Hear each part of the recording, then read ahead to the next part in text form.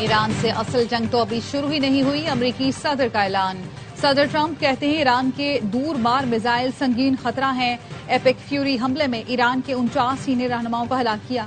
حیرت انگیز ہے، امریکہ کے پاس اعلیٰ ایرانی قیادت کی ملاقات کی معلومات تھی۔ ایران کو وارننگ دی تھی دوبارہ میزائل پروگرام شروع نہ کرے۔ تہران نے ہماری وارننگ کو نظر انداز کیا۔ امریکی صدر ٹرمپ نے یہ بھی کہا ایران پر بڑی کارروائی جلد ہوگی۔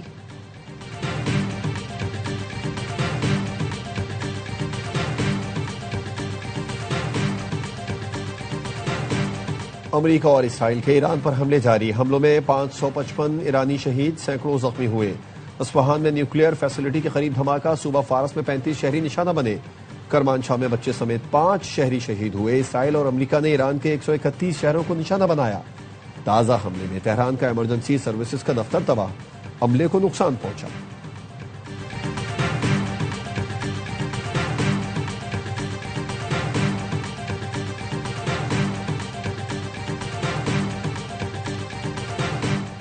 ایران کے اسرائیل پر خیبر شکن میزائلوں سے حملے، پاسداران انقلاب کا نتن یاہو کے دفتر کو نشانہ بنانے کا دعویٰ۔ اسرائیلی فضائیہ کے کمانڈر تومر بار کی رہائش گاہ پر بھی میزائل داغے گئے، حملے میں نتن یاہو بچ گئے۔ بیرشیبا میں اسرائیلی فوج کا مواصلاتی مرکز تباہ کر دیا۔ بیت شمس میں 10 اسرائیلی ہلاک ہوئے، 700 سے زائد زخمی۔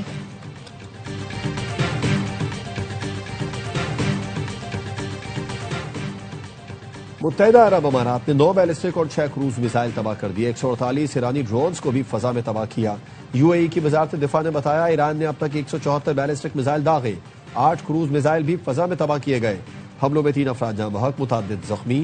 ایرانی حملے خود مختاری عالمی قوانین کی خلاف ورزی قرار۔ وزارت دفاع نے کہا یو اے ای اپنی سرزمین کے دفاع کے لیے ہر اقدام کا حق محفوظ رکھتا ہے۔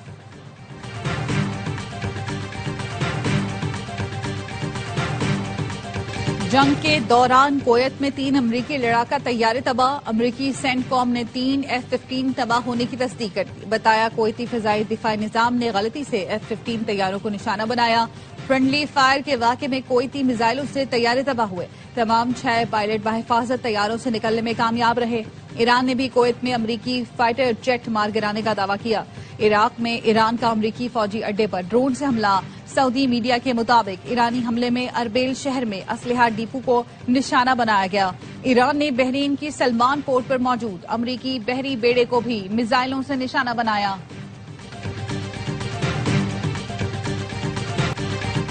امریکہ اور اسرائیل نے ایرانی نظام کو موت کا تحفہ دیا ہے۔ جنگ کب تک رہے گی فیصلہ ٹرمپ کریں گے، ہم صرف جیتنے کے لیے لڑتے ہیں، وقت اور جانیں ضائع نہیں کرتے۔ امریکی وزیر جنگ پیٹ ہیگسیت کی پریس بریفنگ، کہا ایران کے خلاف جاری آپریشن ایپک فیوری تاریخ کا بڑا آپریشن ہے، یہ روایتی رجیم چینج کی جنگ نہیں، مقصد تہران کی میزائل پروگرام اور سیکیورٹی انفراسٹرکچر کو مکمل تباہ کرنا ہے۔ ایرانی سیکیورٹی فورسز کو مخاطب کرتے ہوئے کہا عقل مندی کا انتخاب کریں، یہ مشن فیصلہ کن اور حتمی ہے، ایرانی عوام کے لیے ایک سنہری موقع ہے جس سے انہیں بھرپور فائدہ اٹھانا چاہیے۔ جنرل ڈین کین نے کہا کہ ایران نے بڑا جنگی آپریشن کیا ہے، اس میں مزید نقصانات ہوں گے۔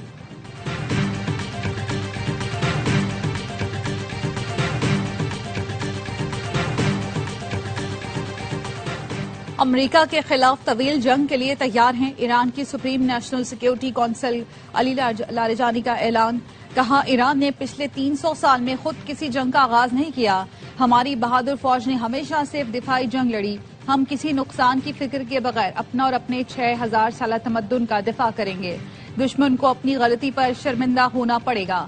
ایرانی 3 رکنی عبوری لیڈرشپ کا دوسرا اجلاس، کونسل نئے رہبر اعلیٰ کے انتخاب تک فرائض انجام دے گی۔ ایرانی صدر مسعود پیزشکیان نے میجر جنرل مجید کو قائم مقام وزیر دفاع مقرر کر دیا۔ پاسداران انقلاب کے جنرل مجید ایرانی دفاعی امور کی نگرانی کریں گے۔ تقرری عزیز نصیرزادہ کی شہادت کے بعد کی گئی۔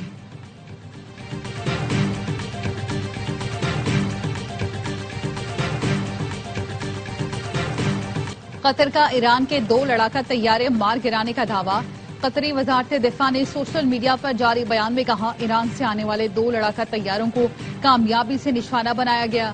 قطری بحری اور فضائی دفاعی نظام نے 7 بیلسٹک میزائلوں کو بھی تباہ کیا، 5 ایرانی ڈرونز کو فضا میں ہی ناکارہ بنا دیا۔ وزیر اعظم شہباز شریف اور عمان کے سلطان میں ٹیلی فونک رابطہ، دونوں رہنماؤں کا خطے کی سنگین صورتحال پر تبادلہ خیال۔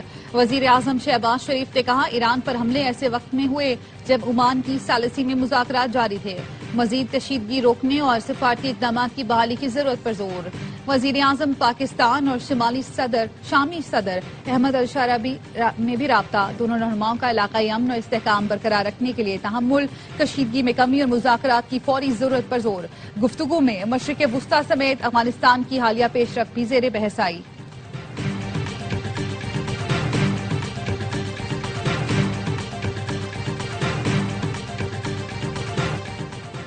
ایران جنگ پر پاکستان متوازن پالیسی پر عمل پیرا ہے۔ تہران نے پاکستان کا رد عمل سراہا، چین اور روس نے بھی تائید کی۔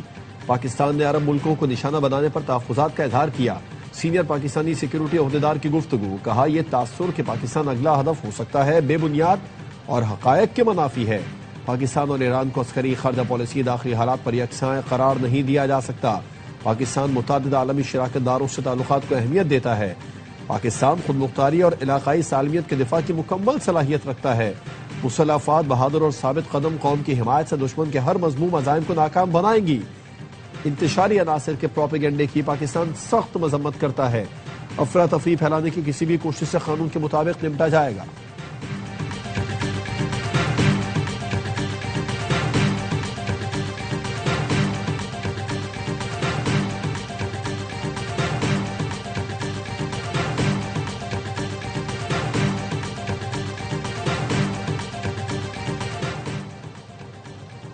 جب تک افغان طالبان سہولت کاری ترک نہ کریں آپریشن غضب للحق جاری رہے گا۔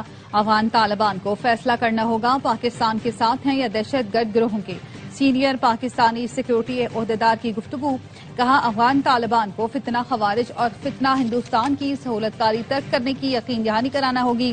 ہم کسی جلد بازی میں نہیں، افغان طالبان حکومت کو قابل تصدیق یقین دہانی کرانا ہوگی۔ افغان عوام سے کوئی اختلاف نہیں، کارروائیاں صرف ان کے خلاف ہیں جو پاکستان میں دہشت گردی میں ملوث ہیں۔ افغانستان میں حکومت کی تبدیلی سے پاکستان کی دلچسپی نہیں۔ افغان عوام مطمئن ہیں کہ ظالمانہ عناصر کے خلاف مؤثر اقدام کیا گیا۔ سیکیورٹی عہدیدار نے مزید کہا پاک فوج کا سیاست یا دیگر امور سے کوئی مفاد وابستہ نہیں۔ اندرونی سیکیورٹی میں پاک فوج کی شمولیت گورننس کے خلا کے باعث ہے۔ نیشنل ایکشن پلان پر مکمل عمل نہ ہونے اور متعلقہ اداروں کے سیاست زدہ ہونے سے صورتحال پیچیدہ ہوئی۔ اس پیچیدہ صورتحال کی وجہ سے ہی فوج کو کردار ادا کرنا پڑا۔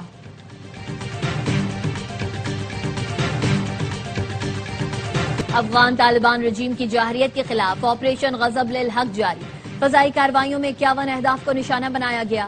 وزیر اطلاعات عطا اللہ تارڑ کے مطابق افغان طالبان رجیم کے 435 کارندے ہلاک اور 630 سے زائد زخمی ہو چکے ہیں۔ 188 پوسٹیں تباہ، 31 پر قبضہ کیا گیا۔ افغان طالبان رجیم کے 188 ٹینکس اور مسلح گاڑیاں تباہ کی گئی۔ متحدہ عرب امارات کے ایئرپورٹ پر خصوصی پروازوں کا آغاز، پھنسے مسافروں کو مرحلہ وار روانگی کی سہولت دی جائے گی۔ نئے شیڈول سے متعلق مسافروں کو براہ راست آگاہ کیا جائے گا۔ پاکستان سفارت خانہ ابوظہبی کی ٹرانزٹ میں پھنسے پاکستانیوں کی تفصیلات جمع کرنے کی اپیل، ٹرانزٹ میں موجود پاکستانی فوری فارم پر کریں۔ معلومات کی بنیاد پر ایئر لائنز اور حکام سے رابطہ کیا جائے گا۔ سفارت خانے کی ہدایت، سعودی ایئر لائنز نے متعدد بین الاقوامی پروازوں کی منسوخی میں 4 مارچ تک توسیع کر دی۔ Peshawar, Oman, Kuwait, Dubai, Abu Dhabi, Doha, Bahrain, Moscow کے لیے تاحال منسوخ۔ 10 ملکوں کی فضائی حدود بند ہونے سے ہزاروں پروازیں متاثر، لاکھوں مسافر رل گئے۔ پاکستان سے آج 106 پروازیں منسوخ کر دی گئیں۔ پاکستان ایئرپورٹ اتھارٹی کا کہنا ہے پاکستان کی فضائی حدود مکمل کھلی اور محفوظ ہیں۔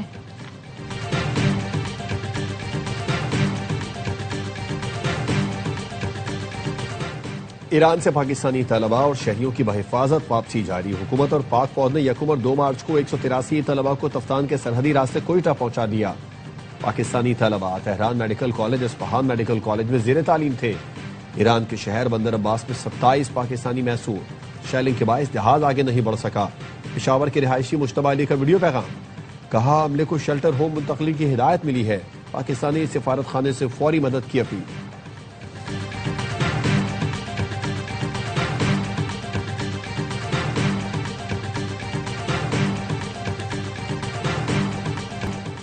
یکم مارچ کو کراچی میں امریکی قونصل خانے کے اطراف ناقص سیکیورٹی انتظامات، ابتدائی تحقیقات کے بعد ایس ایس پی کی ماڑی معطل، نوٹیفیکیشن جاری، S D P O Keamari, S H O docks, site B, K P T Jackson اور انچارج فورن سیکیورٹی سیل بھی معطل۔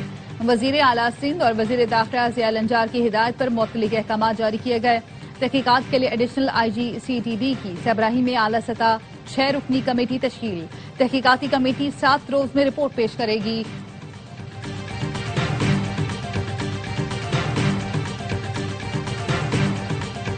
نئی کی شہادت پر ایرانی حکومت اور عوام سے دلی تعزیت کرتا ہوں۔ نون لیگ کے قائد نواز شریف کا کہنا ہے یہ ایران کی تاریخ کا ایک اہم لمحہ ہے، ایرانی قوم سوگ میں ہے، اس نوعیت کا نقصان گہرے جذباتی، سیاسی اور قومی اثرات کا حامل ہوتا ہے۔ خطے میں اقوام کے درمیان استحکام، امن اور باہمی احترام کی اہمیت کا اعادہ کرتا ہوں۔ اللہ ایرانی قوم کو ناقابل تلافی نقصان کا سامنا کرنے کی ہمت دے۔